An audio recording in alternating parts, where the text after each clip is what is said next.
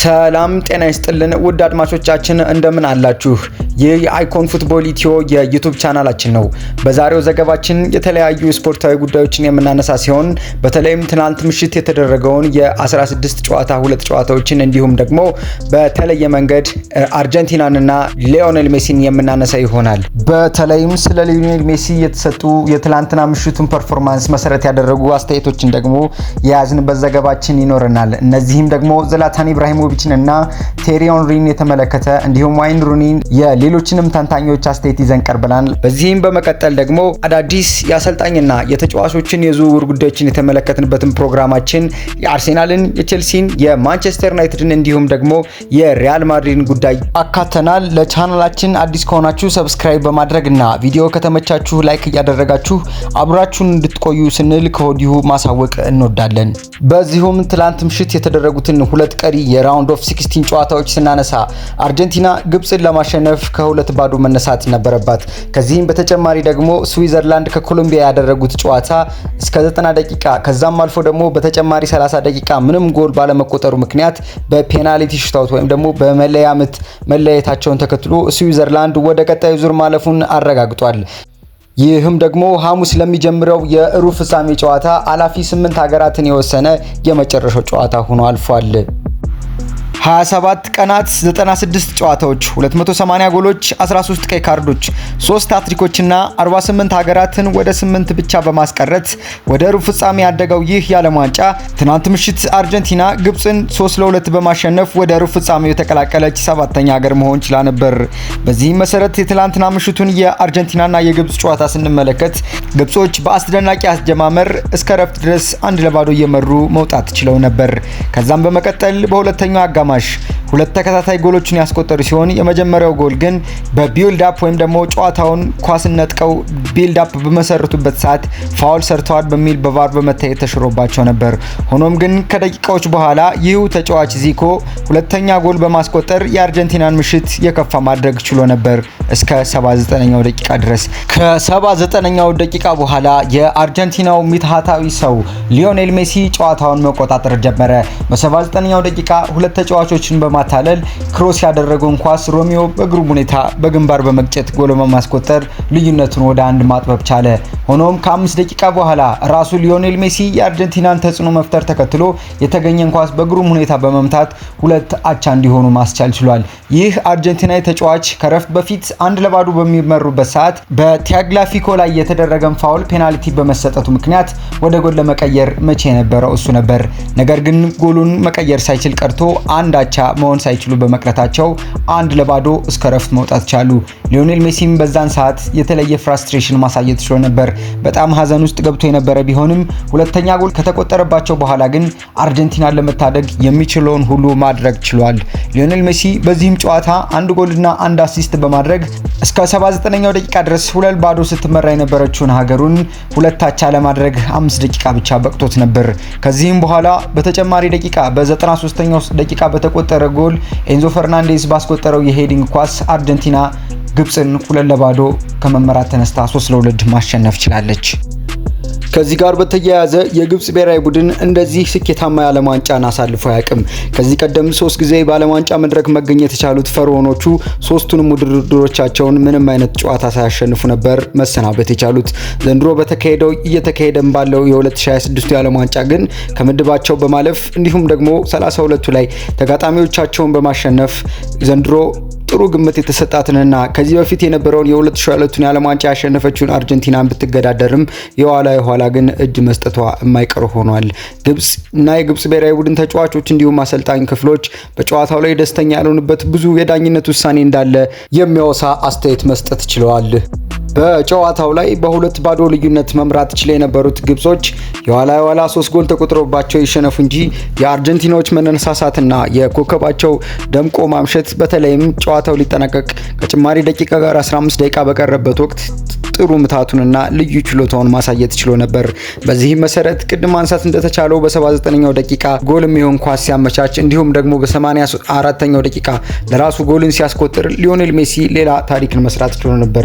ለዚህም ደግሞ ማሳያ የሚሆነው ሊዮኔል ሜሲ በዓለም ዋንጫ ታሪክ 21 ጎሎችን ያስቆጠረ የምንጊዜም ከፍተኛው ጎል አስቆጣሪ በመሆንና ለኩቲ ሮሜሮ የሰጠው ደግሞ ያሻገርለት ኳስ ደግሞ እንደ አሲስት ሲመዘገብለት በዓለም ዋንጫ ታሪክ በዲያጎ አርማንዶ ማራዶና ተይዞ የነበረውን በ8 አሲስት ተይዞ የነበረውን ሪከርድ በራሱ በማሻሻል 9 ማድረስ ችሏል። በዚህም ሰዓት ሊዮኔል አንድሬስ ሜሲ የዓለም ዋንጫን በ2022 ከማሸነፉም በተሻለ ደግሞ ሌሎች የተለያዩ ሪከርዶችን በመሰባበር ብዙ የጨዋታ ማን ኦፍ ዘ ማች ሽልማቶችን የሚያገኘው ተጫዋች እሱ መሆን ችሏል። ከዚህ በበለጠ ግን ስለ ሊዮኔል ሜሲ ስናነሳ የፔናልቲ ኪኩን ማስታወስ ይገባል። ሊዮኔል ሜሲ በፔናልቲ ኪክ በዓለም ዋንጫ 8 ፔናልቲዎችን መምታት የቻለ ሲሆን ከ8ቱም 4ቱን ብቻ ነበር ማስቆጠር የቻለው። በዚህ መሰረት ትላንት ምሽት በተደረገው ጨዋታ ሊዮኔል ሜሲ ግብጽ 1-0 አገሩን በምትመራበት ወቅት የተሰጠውን ፍጹም ቅጣት ምት ሳይጠቀምበት ቀርቷል። ለዚህም ደግሞ ዋነኛው ሚናውን የተጫወተው የግብጹ ግብ ጠባቂ ነበር። የግብጹ ግብ ጠባቂ ትላንት ምሽት በተለይ ከረፍት በፊት የነበረውን ጨዋታ ላይ ኮከቡ የነበረው እሱ ማለት ይቻላል። ምክንያቱም ፔናልቲ ከማዳኑን በተጨማሪ የማካሊስተርን ሄዲንግ ጎል እንዲሁም ደግሞ የአልቫሬዝን በግራ እግር የተመታች የታፒንግ ኳስም እንዲሁ ሪፍሌክስ አድርጎ የመለሰበት መንገድ በጣም የሚያስደንቅ ነበረ። ከዛም በኋላ ግን ውድ አድማጮቻችን የሄዲንግ ኳስ ፓንች አድርጎ በሚያስወጣበት ጊዜ በትከሻው ላይ በደረሰበት ጉዳት ምክንያት ሜዳ ውስጥ እንክብካቤ ወይም ደግሞ ሕክምና አስፈልጎት ነበር። ያም ይመስላል ከዛም በኋላ ምናልባት መቀዛቀዝ ታይቶበት አምሽቷል ይህ ተጫዋች። አርጀንቲና እንደ ከዚህ ቀደሙ ሁሉ በራውንድ ኦፍ 32 ኬፕ ቨርዴን 3-2 አሸንፋ ስታልፍ እንዲሁ ከፍተኛ ተጋድሎ ማድረግ ነበረባቸው። በዛን ጨዋታ ልዩነቱ መሪ የነበሩ ሲሆንና መጨረሻውንም ጎል ለማስቆጠር ደግሞ እስከ 120ኛው ደቂቃ ድረስ መጫወት ነበረባቸው። ነገር ግን በዚህኛው ጨዋታ ከ79ኛው ደቂቃ በኋላ 3 ጎሎችን ማስቆጠራቸው በተለይም ደግሞ የሊዮኔል ሜሲን ድንቅ ብቃት መጠበቅ ነበረባቸው። ለዚህም የቴሪ ኦንሪንና የዝላታን ኢብራሂሞቪችን አስተያየቶች ስንመለከት ሊዮኔል ሜሲ ከዛ ሁሉ በኋላ ምን አነሳሳው፣ ምንድንስ ነው የተፈጠረው ተብለው ሲጠየቁ በመጀመሪያ የምፈልገውን ነገር እነዚህን እንባዎቹን ተመልከቱ። ይህ ድል ለሱና ለብራይ ቡድን ያለውን ትልቅ ትርጉም እንዳለው ያሳያል። ከሁሉም በፊት ሜሲ አሁንም እሱ ሰው እንደሆነ አሳየን። ፔናልቲን ሳተ፣ ከ8-4 ብቻ ማስቆጠር ቻለ። ነገር ግን በኋላ ላይ ደግሞ ሰዎች እንዳልሆነ ማሳየት ቻለ። እሱ ጋር ተጫውቻለሁ። አንዳንድ ጊዜ በልምምድ ወድቅ አሰልጣኝ ፋውል ካልጠራ ወይም ደግሞ ኳስ ከሜዳ ወጥቶ ውጭ ሲባል ከቀጠለ ሊዮኔል ሜሲ በጣም ይበሳጫል። አሰልጣኙም ላይ ማጉረምረምህንም አቁም የሚል አስተያየት ይሰጠዋል። በዚህ ቅስፈት አይኖቹን ታያላችሁ። የሆነ ነገር ይቀየራል። ከዚያም በኋላ ኳስን ይወስዳል። 3 ጎሎችን በተከታታይ ያስቆጥራል። ኳሱን ካንተ ይነጥቃል፣ ጎልን ያስቆጥራል፣ እንደገና ይነጥቃል፣ እንደገና ያስቆጥራል። ከዛ ዞሮ በሚቀጥለው ጊዜ ፋውልን ጥራ ብሎ አሰልጣኙን አስተያየት ይሰጣል። እኛም አዎ በሚቀጥለው ጊዜ እንጠራለን፣ ፋውልን ብለን ኳስን እናስቆም ነበር ሲል ቴሪ ኦንሪ አስተያየቱን የቀጠለ ሲሆን እሱም ወደዚያ ሁኔታ ሲገባ ማቆም ከባድ ነው። ዛሬ ያየነው እሱን ነው። 120 ደቂቃ ከዚህ በፊት ተጫውቶ ነበር ከኬፕ ቨርዴ ጋር። ነገር ግን ቡድኑ ሲፈልገው ደረጃውን ከፍ ማድረግ የሚችል ተጫዋች ነው። ኳስን ይዞ ሰዎችን አልፎ ጨዋታን ለመቀየር እንደፈለገ መሆን የሚችል አንበሳ ተጫዋች ላየን ዝላታን ኢብራሂሞቪች ሲቀጥል 2-0 በግብጽ ሲመሩባቸው ነገሩ እንደተቀየረ ማየት ይቻል ነበር። ጨዋታውን በሙሉ ተቆጣጠሩ። ኳሱን ወሰደ፣ 2 ተከላካዮችን አለፈ፣ ክሮስ ማድረግ ቻለ። እሱ አንድ ግብ ነበረው። ከሁሉም በላይ ደግሞ ከውድድሩ መውጣት አልፈለጉም። የመጀመሪያውን ጎል አሲስት አደረገ፣ ሁለተኛውን ጎልም ራሱ አስቆጠረ። ከዛ ሌላ ተጫዋች የማሸነፊያ ጎል አስቆጠረ። ነገር ግን እሱ ሙሉ በሙሉ ተቀይሮ ነበር። እንደ አውሬ ተጫወተ። ማንም ሊያቆመው አልቻለም። እስካሁንም ይህንን እናያለን። ምንም ያህል ስሜታዊ እንደሆነ ታያላችሁ። ይህ ወርልድ ካፕ ከዚህ ቀደም ቀድሞ አሸንፎታል። ብዙ ባሎንዶሮችን፣ ብዙ የፊፋ ሽልማቶችን እና ብዙ የክለብ ሪከርዶችን መሰባበር የቻለው ይህ ተጫዋች ነገር ግን አሁንም ሁሉንም ነገር ይፈልጋል። ይህ በጣም አስደናቂ ነው ሲል ዝላታን ለተጠየቁ ጥያቄ ምላሹን ሰጥቶ ነበር። ሁለተኛ የተጠየቁት ጥያቄ ጎል ሲያስቆጥር ያከበረበት መንገድ የተለየ ነበር። ብዙ ጎሎችን አስቆጥሯል። ነገር ግን ይህን ጎል ያስቆጠረበትና ደስታውን የገለጸበት መንገድ ይለይ ነበር። ቴሪ ኦንሪ ከእርሱ ጋር ለ3 ዓመት ተጫውቻለሁ።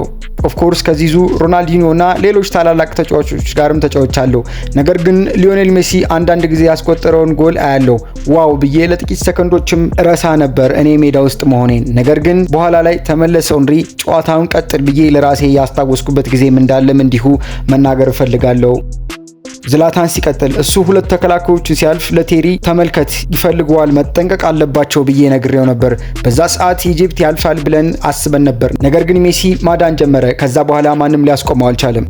አሁን ደግሞ ውድ አድማጮቻችን ጨዋታው ከተጠናቀቀ በኋላ በተለይ የግብጹን አሰልጣኝና የግብጹን ወጣት ተጫዋች ዚኮን ያስቆጣውንና ጨዋታው ተጭበርብሯል the match is rigged ብሎ ዚኮ አስተያየት እንዲሰጥ ያስቻለውንና ከዛም በተጨማሪ ደግሞ ኦሳማ ሐሰን ከዚህም በኋላ ያለውን ቀሪ የዓለም ዋንጫ ጨዋታ ማየት አልፈልግም፣ ምክንያቱም ለኮሜርሻል ፐርፐዝም ሆነ ሜሲ እንዲያሸንፍ ፊፋና የበላይ አካላት ይፈልጋሉ። ለዚህም ደግሞ እኛ ግልጽ የሆነ ማጭበርበር ተደርጎብናል። ስለዚህም የዓለም ዋንጫውን ማየት አልፈልግም ያለበትም ምክንያት ስንመለከት በተለይ 1-0 በሚመሩበት ወቅት ከመከላከል ተነስተው ኳስን ቢውልድ አፕ አድርገው በሚወጡበት ሰዓት ሌሳንድሮ ማርቲኔዝ ላይ ጥፋት ተሰርቷል በሚል ጨዋታው ጎል ከተቆጠረ በኋላና ሴሌብሬት ማድረግ ከቻሉ በኋላ በቫር ታይቶ ጎሉ መሻር ቻለ።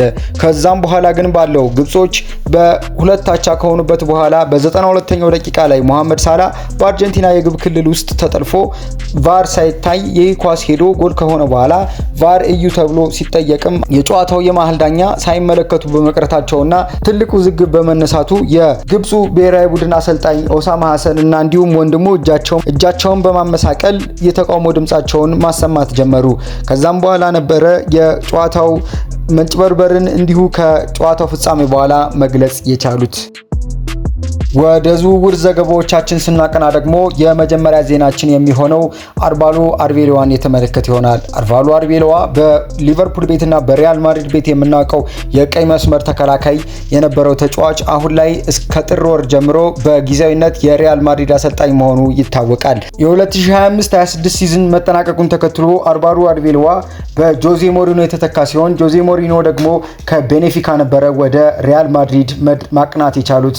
ሪያል ማድሪድ ጆዜ ሞሪኖን ከቤኔፊካ ያስፈረመ ሰዓት ደግሞ ቤኔፊካ ከፉልሃም ማርኮ ሲልቫን ያስፈረመ ሲሆን ፉልሃም ወደ ሪያል ማድሪድ በማቅናት የሪያል ማድሪዱን ጊዜያዊ አሰልጣኝ የነበረውን አርባሎ አርቤሎዋን ማስፈረም ችለዋል።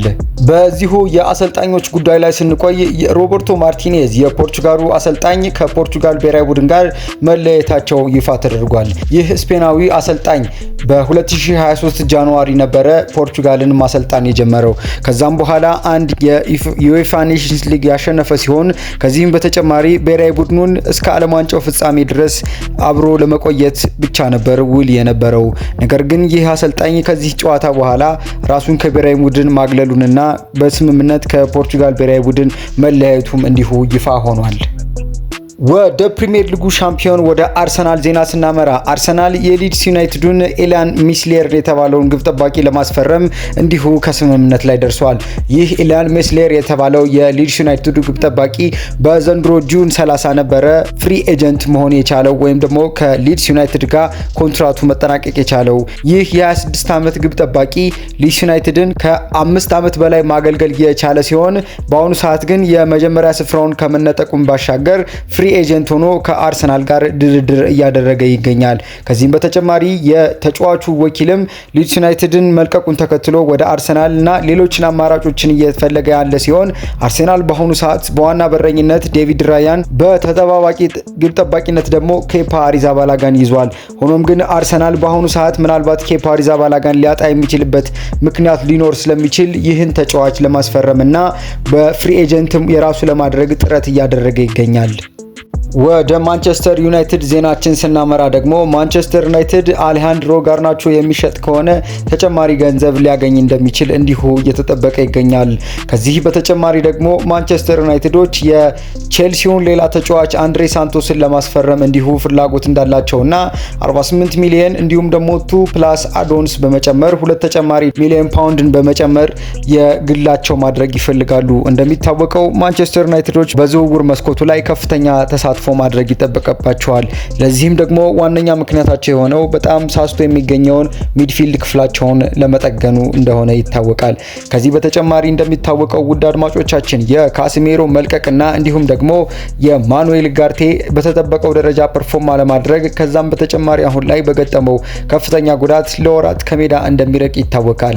በዚህ ምክንያት የማይክል ካሪኩ ማንቸስተር ዩናይትድ የተለያዩ የመሃል ሜዳ አማራጮችን እየተመለከተ የሚገኝ ሲሆን ከነዚህም መካከል ሳንድሮ ቶናሊና ፈርናንዴዝን ለቶተንሃም አሳልፎ መስጠቱ ወይም ደግሞ በቶተንሃም መነጠቁ የሚታወስ ነው። ከዚህ በተጨማሪ ኦሬል ቹዋሜኒ እንዲሁም ደግሞ አንድሬ ሳንቶስን ማግኘት የሚችል ከሆነ ከዚህ ቀደም ከአትላንታው ኤደርሰን ጋር ስምምነት ላይ መድረሱ የሚታወቅ ነው።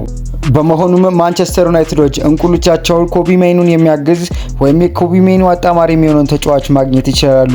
ከነዚህ ተጫዋቾች በተጨማሪ ደግሞ አሌክስ ስኮት እንዲሁም ደግሞ ታይለር አዳምስን የማስፈረም ከፍተኛ ፍላጎት አላቸው። ከአሌክስ ስኮት፣ ታይለር አዳምስ ቀጥሎ ደግሞ እንዲሁ ሳንደር በርግን ማስፈረም ይፈልጋሉ። እንደሚታወቀው ሳንደር በርግ በአሁኑ ሰዓት ከኖርዌይ ብሔራዊ ቡድን ጋር በመሆን ጥሩ እንቅስቃሴ እያደረገ የሚገኝ ምርጥ ተጫዋች ነው።